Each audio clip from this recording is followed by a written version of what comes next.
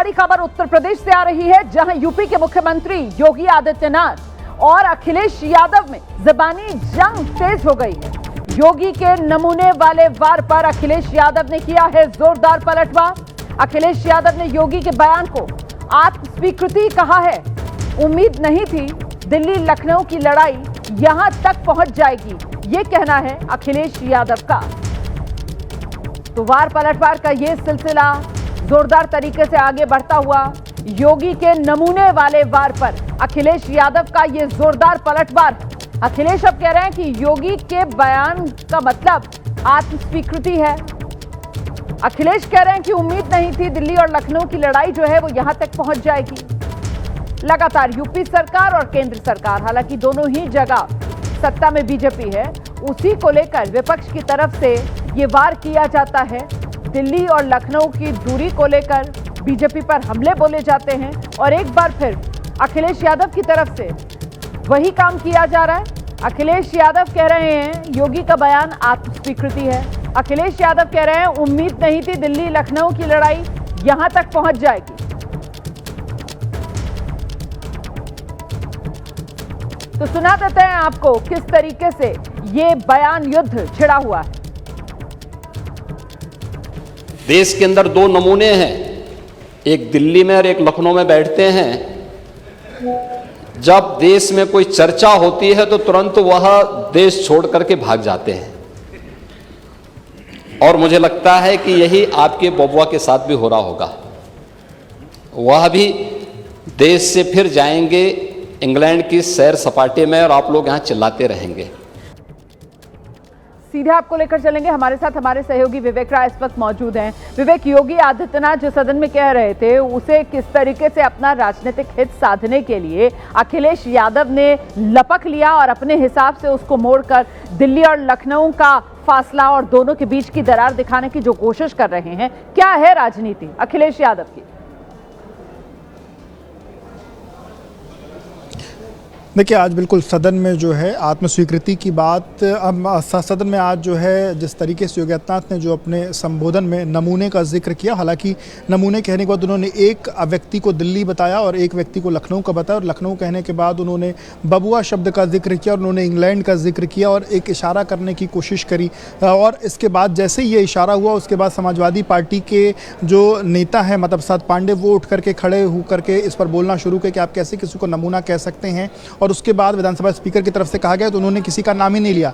लेकिन तब तक उस बीच अखिलेश यादव का ये ट्वीट आ जाता है और उन्होंने आत्मस्वीकृति की बात कही और उसमें उन्होंने कहा कि भारतीय जनता पार्टी में या इसमें ही दो नमूने हैं और एक दिल्ली और एक लखनऊ बैठते हैं। और वार पलटवार का जो दौर है वो कहीं ना कहीं इस वक्त जो है वो देखने को मिल रहा है। भारतीय जनता पार्टी और समाजवादी के बीच जो है ये वार पलटवार का दौर जो है वो उत्तर प्रदेश में देखने को मिल रहा है। अच्छा, और अखिलेश विवेक, यहाँ पर नाम किसी का नहीं लिया गया है, लेकिन अगर इस राजनीति को समझा जाए तो सदन में योगी आदित्यनाथ की तरफ से वो दरअसल जो दो नमूने कहने की कोशिश की जा रही थी वो विपक्ष के दोनों नेताओं पर वो निशाना साध रहे थे जो इंडिया गठबंधन में है, एक कांग्रेस के नेता और दूसरे समाजवादी पार्टी के नेता। वो उनके लिए कह रहे थे कि एक दिल्ली में रहते हैं और एक लखनऊ में रहते हैं। लेकिन यहाँ अखिलेश यादव ने जिस तरीके से इस मामले को लपका है तो उन्होंने लपेटे में मतलब देश के पीएम से लेकर यूपी के सीएम को ले लिया है। यही राजनीति हो रही है।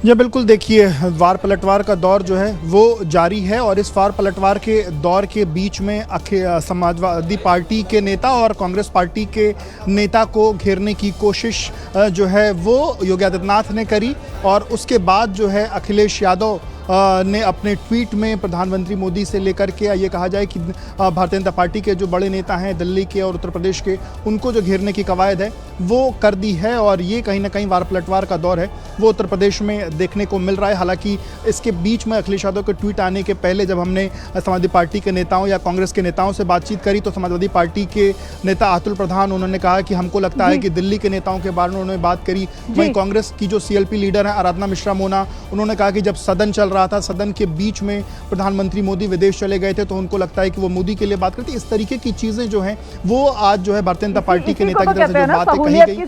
विवेक, बहुत शुक्रिया आपका इस तमाम जानकारी के लिए। इसी को कहते हैं सहूलियत की सियासत, और इसी को कहते हैं कि किस तरीके से अपने सियासी चश्मे से जब आप किसी भी बात को देखते समझते हैं तो उसे किसी भी तरीके से इंटरप्रेट कर देते हैं। अब योगी आदित्यनाथ ने क्या कहा, उन्होंने जो 2 नमूनों वाला बयान दिया है सदन में, जरा एक बार फिर से वो सुनिए। 2 नमूने हैं, एक दिल्ली में और एक लखनऊ में बैठते हैं। जब देश में कोई चर्चा होती है तो तुरंत वह देश छोड़ करके भाग जाते हैं, और मुझे लगता है कि यही आपके बबुआ के साथ भी हो रहा होगा। वह भी देश से फिर जाएंगे इंग्लैंड की सैर सपाटे में, और आप लोग यहां चिल्लाते रहेंगे। तो आपने सुना योगी आदित्यनाथ का ये नमूने वाला सदन में दिया गया बयान, उत्तर प्रदेश विधानसभा में दिया गया बयान। अब इसी को लपक लिया अखिलेश यादव ने, और अखिलेश यादव ने इसको लेकर जो सोशल मीडिया पर पोस्ट किया है, बाकायदा एक वो पोस्टर नुमा उन्होंने तस्वीर साझा की है जिसमें योगी आदित्यनाथ के बयान को दिखाया गया है कि देश के अंदर 2 नमूने हैं, एक दिल्ली में और एक लखनऊ में बैठते हैं, और इसको अखिलेश यादव आत्मस्वीकृति कह रहे हैं कि आत्मस्वीकृति है।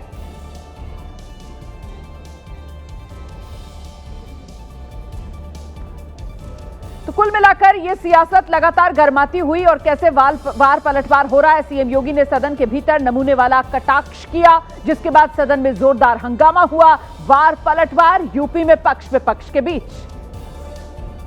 कभी समाप्त कर दिया, उसका उत्तर आ गया। उनकी वाणी ऐसी निकलती है जो उनके सब अनुरूप नहीं रहता।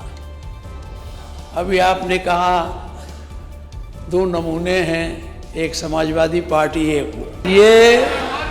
अरे आप नाम तो लिया नहीं, नेता प्रतिपक्ष किसी का नाम तो लिया नहीं। उत्तर प्रदेश की जनता को इस मंच के माध्यम से गुमराह किया जा रहा है। माननीय बार बार ये कहा जा रहा है कि मौतें हुई, और हम कई बार इस बात को वो कर चुके हैं। माननीय मुख्यमंत्री जी ने जितनी बड़ी कार्रवाई बड़े बड़े लोगों के खिलाफ की, अभी आपके सामने माननीय बताया भी, और इस सीरप से उन मौतों का कोई मतलब नहीं है। माननीय रही बात इस बात की कि माननीय मुख्यमंत्री जी ने किसी का नाम नहीं लिया, किसी का, अरे हुआ उसमें हुआ ये माननीय, किसी का नाम मान्यवर नहीं लिया। उधर समाजवादी पार्टी के विधायक हैं अतुल प्रधान, कह रहे हैं सीएम योगी उनको नमूना कह रहे हैं जिनसे पार्टी में उनकी खींचतान चल रही है। 2 नमूने हैं जो मुख्यमंत्री जी की जिनसे लड़ाई चल रही है, वो 2 नमूने हैं।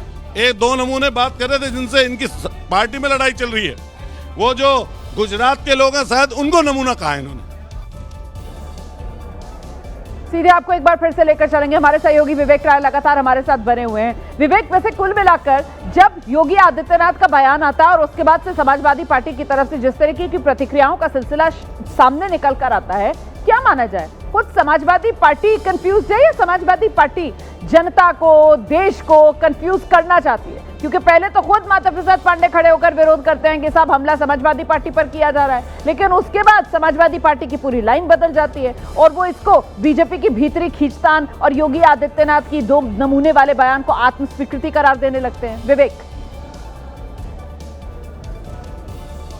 या बिल्कुल देखिए, जब मुख्यमंत्री ने ये बात खत्म करी उसके बाद जो माता प्रसाद पांडे हैं वो खड़े हुए और उन्होंने जब बोलना शुरू किया तो विधानसभा स्पीकर की तरफ से कहा गया कि हमने किसी का नाम नहीं लिया, और उसके बाद जो है हमने देखा कि अखिलेश यादव का उसके 5-7 मिनट के अंदर अखिलेश यादव का पोस्ट आ गया और उन्होंने आत्मस्वीकृति की बात करी। समाजवादी पार्टी के विधायक अमिताभ जिस वक्त हमारे साथ हैं, ये जो आज मुख्यमंत्री का जो संबोधन है उस संबोधन के बाद माता प्रसाद पांडे ये कहना शुरू हुए कि अखिलेश जी का जिक्र करने की बात हुई, लेकिन अखिलेश जी ने आत्मस्वीकृति की बात करके भाजपा को ही घेरा है। क्या है इसके पूरे मायने और क्या? देखिए, मुख्यमंत्री जी की जो भाषा थी वो भाषा सदन के अनुकूल नहीं थी।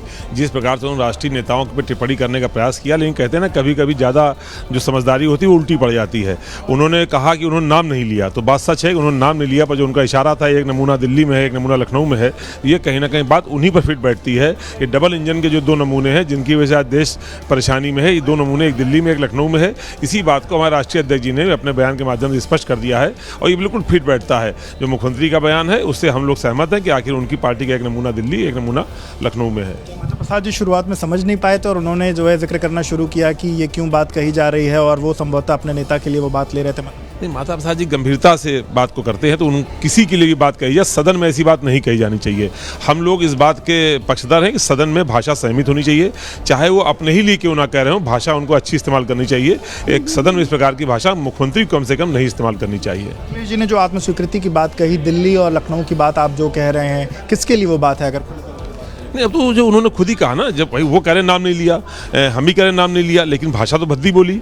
अब वो ऐसा लग रहा है उन्होंने अपने स्वयं के लिए बोली, यही तो हमारे राष्ट्रीय अध्यक्ष जी ने स्पष्ट कर दिया है, और वही बात समझ में आ रही है कि उन्होंने भाषा अपने लिए बोली। माता प्रसाद पांडे जी को पहले समझ में नहीं आया था क्या कि बयान किसके लिए दिया गया है? वो क्यों खड़े हो गए थे? क्या उड़ते तीर अपने ऊपर ले रहे थे? पूछिए जरा इनसे, माता प्रसाद पांडे ने फिर क्यों विरोध किया सदन में?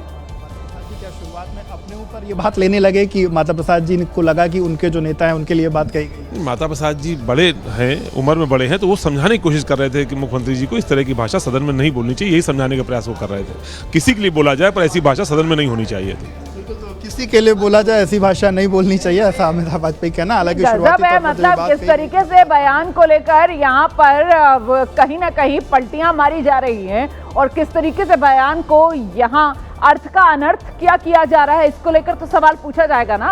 और ये समाजवादी पार्टी ने अचानक से अपनी पूरी लाइन इस बयान को लेकर बदल ली है क्या? क्योंकि कहाँ तो माता प्रसाद पांडे खड़े हो जाते हैं सदन में और विरोध दर्ज कराने की कोशिश करते हैं, और बाकायदा उनको लगता है ये हमला समाजवादी पार्टी पर है, अखिलेश यादव पर है, राहुल गांधी पर है, इसी को लेकर वो डिफेंस में खड़े होते हैं। लेकिन जब वहां पर बीजेपी की तरफ से कहा जाता है कि नाम तो नहीं लिया ना किसी का, तो फिर अब अखिलेश यादव इस पूरे मामले पर सामने आते हैं और सोशल मीडिया पर एक पोस्ट कर देते हैं, और वो 2 नमूनों वाले बयान को योगी आदित्यनाथ की तरफ से जो सदन में दिया गया उसको कह रहे हैं कि ये तो आत्मस्वीकृति कर ली इन्होंने। डबल इंजन की जो बीजेपी की सरकार है यूपी और केंद्र में, उस पर वो कटाक्ष कर देते हैं। भाई कांग्रेस पार्टी कोडीन कांड की सीबीआई जांच की मांग कर रही है। यूपी की राजनीति में लगातार कोडीन कांड का मुद्दा गर्माता हुआ। हमने कल भी इस बात को कहा कि इस पर सीबीआई की जांच होनी चाहिए और सुप्रीम कोर्ट मॉनिटर्ड सीबीआई जांच होनी चाहिए, क्योंकि वो रिश्ते किसी से भी हों, ये बहुत बड़ा एक क्राइम हुआ है, और लखनऊ में मुख्यमंत्री जी के नाक के नीचे ये क्राइम हुआ है। इसकी स्पष्टता पूर्वक निष्पक्ष जांच हो, यही मांग है हमारी। जिन लोगों की तस्वीरें निकल के सामने आ रही हैं, उन तस्वीरों पर आपका? तस्वीरें तो बहुत लोगों के साथ उनकी दिखाई दे रही हैं, और प्रश्न ये है कि जिस एसटीएफ से जो आरोपी है, उनके जिस एसटीएफ जो जांच कर रही है उसी के वो पूर्व में संबद्ध रहे हैं, तो निष्पक्षता कैसे होगी?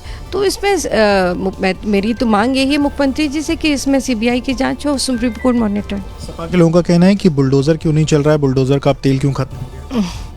देखिए, जिस तरह से जल्दबाजी में कई ऐसे निर्णय लिए गए वो भी गलत थे, और मैं ये भी कहूँगी कि कानून को अपना जो न्याय होना चाहिए, कानून में जो मामला हो वो निष्पक्षता पूर्वक उसमें उसका हल निकले, वो सामने आए, तभी जाकर के उसके ऊपर कार्रवाई होनी चाहिए। और मैं ये ज़रूर कहूँगी कि ये जो पूर्व में भी कार्रवाइयाँ हुई हैं जल्दबाजी में, ये भी गलत थी।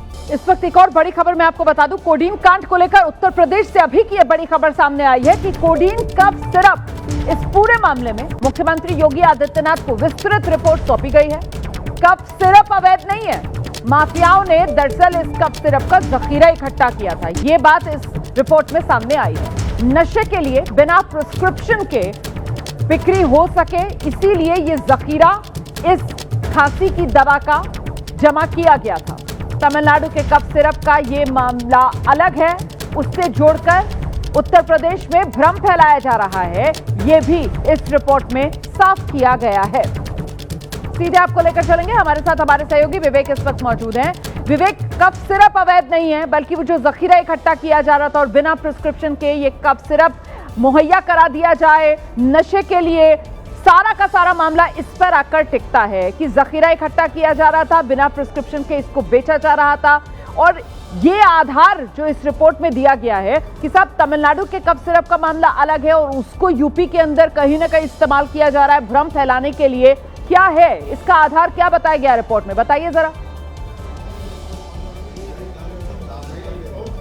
देखिए, आपको बता दूं कि इस पूरे प्रकरण में एक तरफ तो एसआईटी बनी हुई है, एसआईटी अभी अपनी जांच कर रही है, एसआईटी की अभी कोई रिपोर्ट नहीं आई है। हालांकि इस पूरे प्रकरण में क्योंकि सीएम की जो अपनी टीम है वो भी अलग अलग तरीके से जांच कर रही थी, और सीएम की अपनी टीम ने इसकी एक रिपोर्ट जो है वो मुख्यमंत्री को सौंपी है, क्योंकि लगातार जो विपक्ष है वो कफ सिरप से मौत की बात कह रहा था कि कफ सिरप के कारण मौतें हुई हैं। और मुख्यमंत्री ने आज से 3 दिन पहले भी ये बात जो है ये सामने आकर के कही थी कि कफ सिरप से कहीं किसी की मौत नहीं हुई। और आज फिर एक बार उन्होंने सदन में ये बात स्पष्ट की कि कफ सिरप से कहीं किसी की मौत नहीं हुई है। और जिन कफ सिरपों से मौत हुई है वो राजस्थान और मध्य प्रदेश की कफ सिरप में, और जो कफ सिरप राजस्थान और मध्य प्रदेश में जिन बच्चों की मौत हुई वो तमिलनाडु में बनने वाली कफ सिरप है। तमिलनाडु की कफ सिरप और उत्तर प्रदेश में जो कफ सिरप का प्रकरण है, ये दोनों कफ सिरप के प्रकरण अलग हैं। और तमिलनाडु की जो कफ सिरप है उसकी जो जांच है वो केंद्र सरकार कर रही है। इसके साथ साथ जो उत्तर प्रदेश में जो कफ सिरप का प्रकरण चल रहा है कोडीन का कफ सिरप का, ये कफ सिरप बेचना कहीं भी अवैध नहीं है। ये रिपोर्ट मुख्यमंत्री को सौंपी गई है। बस उसमें जो चीजें हैं, कफ सिरप अवैध नहीं है, लेकिन बिना प्रिस्क्रिप्शन के आप ये कफ सिरप नहीं बेच सकते क्योंकि इसे लोग नशे के लिए इस्तेमाल करते हैं। और यहाँ अभी जो योगी आदित्यनाथ को रिपोर्ट सौंपी गई है उसमें यही बात सामने निकल कर आ रही है कि सब स्टॉक करके रखा हुआ था, जखीरा भर के रखा हुआ था, क्योंकि ये करोड़ों की कीमत की बोतलें हैं, लाखों की तादाद में कफ सिरप कोडीन की जो यूपी में बरामद हुई हैं। कोडीन कफ सिरप के मामले पर जारी हंगामे के बीच आज उत्तर प्रदेश के मुख्यमंत्री योगी आदित्यनाथ ने विधानसभा में बाकायदा बयान दिया और 2 टूक शब्दों में कह दिया कफ सिरप से उत्तर प्रदेश में कोई मौत नहीं हुई है। ये जानकारी सदन के माध्यम से यूपी की जनता को दी गई है योगी आदित्यनाथ की तरफ से। साथ ही कार्रवाई का पूरा ब्यौरा दिया उन्होंने और ये भी कह दिया कि वक्त आने पर बुलडोजर वाला एक्शन भी जरूर होगा। यूपी के अंदर कोडीन कफ सिरप इसके केवल स्टॉकिस्ट हैं, होलसेलर हैं, इसका यहां पे प्रोडक्शन नहीं होता है। ये मध्य प्रदेश में, हिमाचल में और अन्य राज्यों में होता है। और जो मौत के प्रकरण सामने आए हैं वे मौत के प्रकरण अन्य राज्यों में आए हैं। जिन राज्यों में आए हैं वह जो भी प्रकरण सामने आए हैं यह तमिलनाडु में बने हुए एक सिरप के कारणों सामने आई है।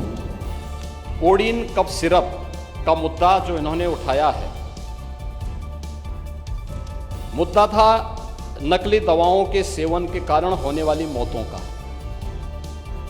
और उसके बारे में हमने पहले ही बताया है कि नकली दवा के कारण होने वाले मौत के प्रकरण की कोई भी बात अभी तक शासन के संज्ञान में नहीं आई है। और समय समय पर FSDA विभाग इसको लेकर के छापेमारी करती है, कार्रवाई करती है। कंपनियों में भी इस प्रकार की कार्रवाई होती है। इस मामले में कोई भी अपराधी छूटने नहीं पाएगा। और चिंता मत करिए, समय आने पर बुलडोजर एक्शन भी, उसकी तैयारी भी रहेगी। उस समय चिल्लाना मत करो। तो योगी आदित्यनाथ को आपने सुना, जिनकी तरफ से ये जानकारी सदन में दी गई है। उत्तर प्रदेश में एक तो इस कफ सिरप की वजह से किसी की मौत नहीं हुई, दूसरा ये कफ सिरप जो है वो नकली नहीं है। मामला उत्तर प्रदेश में सिर्फ इस कफ सिरप के स्टॉक करके रखने का है, बिना प्रिस्क्रिप्शन के इसको बेचने का है, नशे के तौर पर जो इसका इस्तेमाल किया जाता है। और अन्य राज्यों से जो मामले सामने आए थे जहां कफ सिरप पीने की वजह से बच्चों की मौत हो गई थी, उससे ये मामला बिल्कुल अलग है। बात करते हैं अरावली विवाद की, जिसको लेकर उदयपुर में जोरदार प्रदर्शन हुआ है। प्रदर्शनकारियों को पुलिस हटा रही है। कलेक्ट्रेट के बाहर ये प्रदर्शन हो रहा है, तस्वीरें आपके सामने हैं। देखिए कितनी बड़ी तादाद में यहाँ प्रदर्शनकारी पहुंचे हुए हैं और प्रदर्शनकारियों की वहां पर पुलिस के साथ झड़प सी होती हुई नजर आ रही है। पुलिस प्रदर्शनकारियों को हटाने की जुगत में लगी हुई है। प्रदर्शनकारी सड़क पर बैठने के चक्कर में हैं, हटने को तैयार नहीं है। प्रदर्शनकारियों को हटाने में पुलिस जुटी हुई है। कलेक्ट्रेट के बाहर की ये तस्वीरें हैं।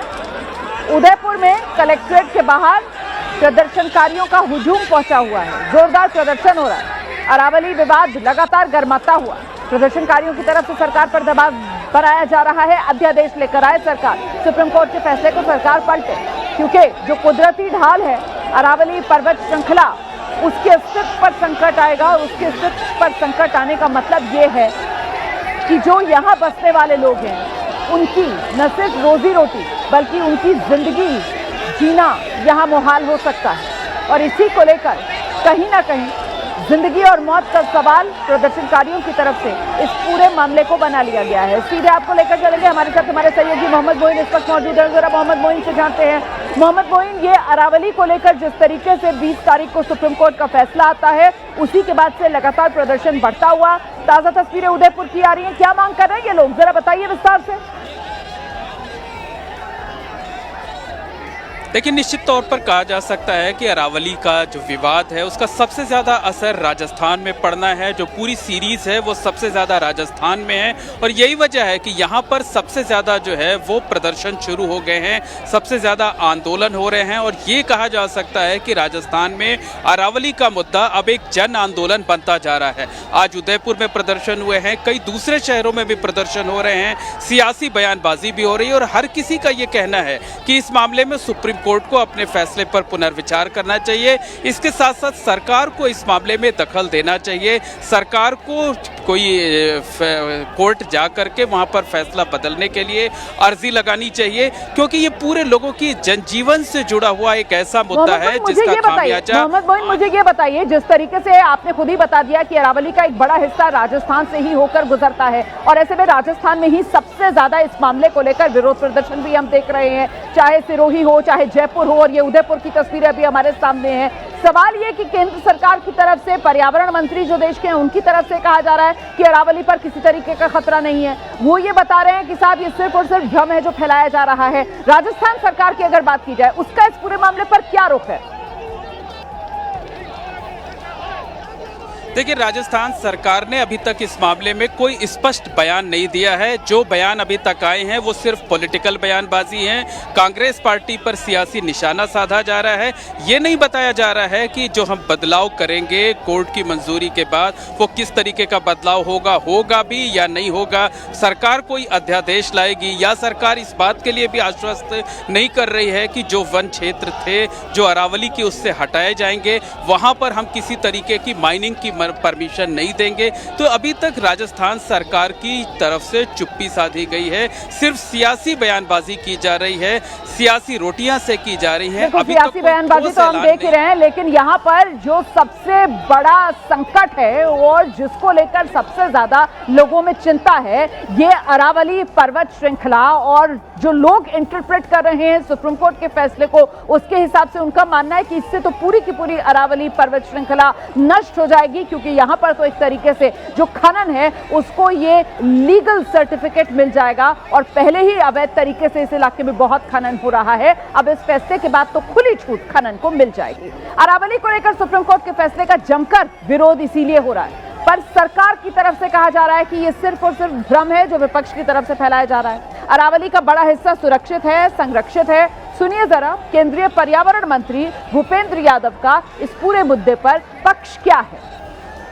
जो जियोलॉजी में काम करते हैं, भूविज्ञान, भू सर्वे विज्ञान में काम करते हैं, तो वहां एक स्टैंडर्ड डेफिनेशन रिचर्ड मार्फी की मानी जाती है कि जो 100 मीटर की ऊंची पहाड़ी होती है उसको पर्वत माना जाता है। ठीक है, अब जब 100 मीटर ऊंची पहाड़ी को पर्वत माना जाता है तो केवल उसकी ऊंचाई पर्वत नहीं होती, ऊंचाई से लेके और धरातल तक, मतलब कोई भी पर्वत श्रृंखला ऐसी ईंट की दीवार की तरह खड़ी नहीं होती, वो एक बड़ी गोलाकार आकृति है। हाँ, उसका धरातल मतलब उसका जो बेस है, उसके धरातल से लेके और ऊंचाई तक जो जाएगी वो पूरी की पूरी 100 मीटर संरक्षित है। एक जो भ्रम फैला रहे हैं कि केवल ऊंची पहाड़ियों, उसके साथ में पड़ने वाली उसके धरातल में जो छोटी पहाड़ियां, जो स्ट्रक्चर है, वो सारा संरक्षित है। तो फिलहाल कुदरती ढाल अरावली की ये पहाड़ियां, इन्हीं को लेकर ये सियासी आर पार छिड़ा हुआ। आगे बढ़ रहे हैं, अगली खबर का रुख कर रहे हैं गुजरात का वडोदरा में शर्ट ने एक युवक की जान बचा ली। दरअसल नंदेसरी ब्रिज पर एक वाहन ने युवक की बाइक में टक्कर मारी और टक्कर के बाद हुआ ये कि युवक जो है वो उछलकर पुल के खंबे से जा टकराया, लेकिन वहीं शर्ट खंबे में फंस गई। मतलब जो युवक की कमीज थी वो खंबे में फंस गई और इसी वजह से युवक 20 फीट ऊंचे पुल पर लटक गया। हालांकि चोट लगी है उसे, बेहोश वो हो गया था, लेकिन आसपास लोग मौजूद थे।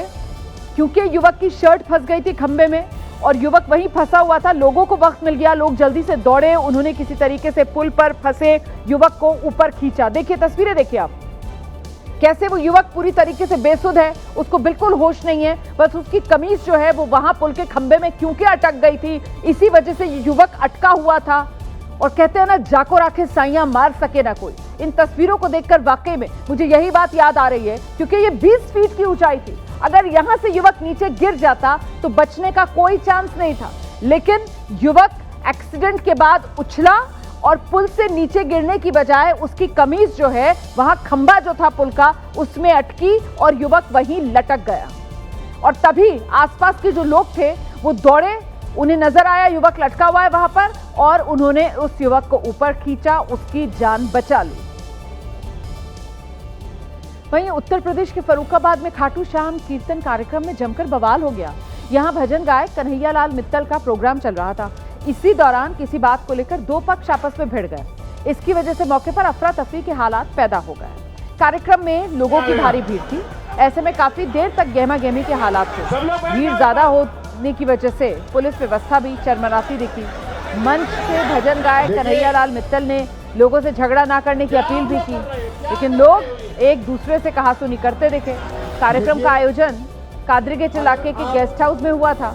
यहाँ जो विवाद हुआ उसका ये वीडियो अब सोशल मीडिया पर तेजी से वायरल है। क्या बात है भैया? क्यों भैया? अरे क्या हो रहा है ये? आप लोग कीर्तन करने आए, झगड़ा करने आए यहाँ? सब लोग बैठ जाओ एक बार। तो मंच से कहा भी जा रहा था कि आप लोग कीर्तन सुनने के लिए आए हैं, कीर्तन करने आए हैं, झगड़ा करने के लिए आए हैं, लेकिन लोग थे कि मान ही नहीं रहे थे। अगली खबर महाराष्ट्र से है। सांगली में एक पटाखा फैक्ट्री, उसमें धमाका हुआ और बड़ा हादसा हो गया। फैक्ट्री में पटाखे बनाए जा रहे थे, तभी अचानक जबरदस्त धमाका हुआ और इसके झटके बाकायदा 2-2 किलोमीटर दूर तक महसूस किए गए हैं। आसपास के गांवों में, घरों, वाहनों के शीशों में दरार आ गई, जमीन कांप गई। धमाके के बाद आग लगने से चारों तरफ दहशत और फैल गई। लोग इधर उधर भागने लगे। आग पर काबू पाने के लिए दमकल विभाग की 2 गाड़ियां मौके पर पहुंची। काफी मशक्कत के बाद किसी तरीके से इस आग पर काबू पाया गया। इस हादसे में 2 लोग बुरी तरह से घायल हुए हैं, जिनकी हालत नाजुक बताई जा रही है। इलाज उनका अस्पताल में जारी है। यह हादसा खानापुर के भालवड़ी में हुआ है। पुलिस ने मामले की जांच शुरू कर दी है।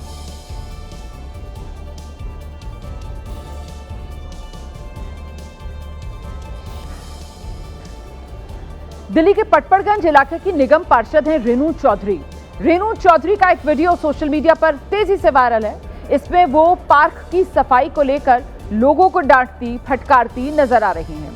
पार्क में बच्चों को फुटबॉल सिखाने वालों को सीधे तौर पर धमकाती दिख रही हैं। कह रही हैं रात में 8 बजे तक पार्क हर हाल में बंद हो जाना चाहिए और साथ ही कुछ लोगों को हिंदी बोलना सीखने की हिदायत भी वो दे रही हैं। कह रही हैं अगर पार्क का पास चाहिए तो पहले हिंदी सीखनी होगी।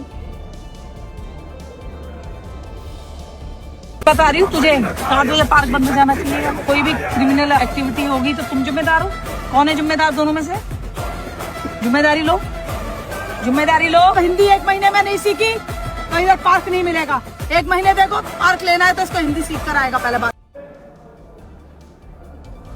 तो मुंबई में जिस तरीके से आपने देखा होगा कि सड़क पर उतर जाते हैं कुछ लोग और मराठी अगर नहीं आती तो उनके साथ फिर वो बदतमीजी करते हैं। आप कुछ इसी अंदाज में ये दिल्ली की खबर है। पटपड़गंज से जो पार्षद हैं वो हिंदी को लेकर इसी तरीके का कुछ नियम लोगों पर जबरदस्ती थोपती नजर आ रही है कि अगर हिंदी नहीं आती तो पार्क में एंट्री नहीं मिलेगी। खैर, मैं आगे बढ़ रही हूँ। खबर राजस्थान से है, जहां बाड़मेर में जिला कलेक्टर टीना डाबी को रील स्टार कहने वाले छात्र हिरासत में ले लिए गए और इसकी वजह से जमकर हंगामा हुआ। अब आरोप यह है कि अक्सर सुर्खियों में रहने वाली जिला कलेक्टर टीना डाबी को छात्रों ने अपना रोल मॉडल मानने से इनकार कर दिया था, उन्हें रील स्टार कह दिया था, जिसके बाद कई छात्रों को हिरासत में ले लिया गया। इसके विरोध में गर्ल्स कॉलेज की छात्राएं भी थाने पहुंच गई। उन्होंने जमकर हंगामा किया। थाने पर छात्राओं ने जमकर नारेबाजी की, प्रशासन की कार्रवाई को तानाशाही बताया। इसके बाद मामले ने तूल पकड़ा। विरोध करने वाली छात्राएं थाने के सामने बैठ गई थी। आरोप लगाया जिन लोगों ने टीना डाबी को रोल मॉडल मानने से इनकार किया उन्हें हिरासत में लिया गया है, जो पूरी तरह कानून के खिलाफ है। घंटों हंगामा हुआ, फिर पुलिस ने अपने एक्शन पर खेद जताया। हिरासत में लिए गए छात्रों को छोड़ दिया गया और अब ये मामला सोशल मीडिया पर तेजी से वायरल है। दरअसल छात्र कॉलेज की फीस बढ़ने का विरोध कर रहे थे। इसी दौरान कुछ छात्रों ने जिला कलेक्टर टीना डाबी को रील स्टार कह दिया था। आरोप है इसके बाद ही उन्हें हिरासत में लिया गया। भाई साहब ने मैडम के बारे में ये कहा है कि मैडम रील स्टार है, तो उन्होंने गलत कहाँ कहा है? क्योंकि जब जहाँ पे सफाई का अभियान हो रहा है ना, वहाँ पे मैम बिल्कुल बराबरी में हाजिर रहती है। नवा बाड़मेर की बात मैडम करती है। मैडम को हम बताना चाहते हैं कि जो कॉलेज के बाहर की जो रोड बड़ी है वही ना, उसको आप देखिए वहाँ पे कितना कचरा है। वो नवाबाड़ में रह गया रील स्टार, उन्होंने कहीं गलत कहा ही नहीं है ना। और एक तो धरना खत्म होने के बाद आपको उठाया जाएगा। रोल मॉडल आपकी टीना मैम है, तो हमारे भाई साहब बताए कि रोल मॉडल वो नहीं है, हमारी रोल मॉडल है क्या भाई, दुर्गावती रानी अब्बक्का है, ये हमारी रोल मॉडल और हमें इनसे सीखना चाहिए। वो हमारी रोल मॉडल नहीं, बस इतनी सी बात है। सोशल मीडिया पर फॉलोवर्स बढ़ाने के लिए कई लोग आजकल जान भी अपनी दांव पर लगाने को तैयार हैं। कई बार नियम कानून की भी धज्जियां उड़ाई जाती हैं। मथुरा में रील्स बनाने के लिए कुछ युवा सड़क पर लगे होर्डिंग्स पर चढ़ गए और खतरनाक स्टंट कर दिए। गोवर्धन इलाके में परिक्रमा मार्ग बाईपास पर स्टंट करने का वीडियो सोशल मीडिया पर वायरल है। इसमें कुछ युवा होर्डिंग पर चढ़कर कसरत करते नजर आ रहे हैं। उन्हें अपनी जान की भी कोई परवाह नहीं। होर्डिंग पर चढ़कर खतरनाक स्टंट तो किया ही किया, साथ ही बॉडी बिल्डिंग का भी शौक पूरा कर लिया। अगर जरा सा भी पैर इधर उधर पड़ जाता कोई बड़ा हादसा हो सकता था, लेकिन युवाओं ने कोई परवाह नहीं की इस बात की। कानून की जमकर धज्जियां उड़ाई गई हैं। यह वीडियो सोशल मीडिया पर वायरल हो रहा है।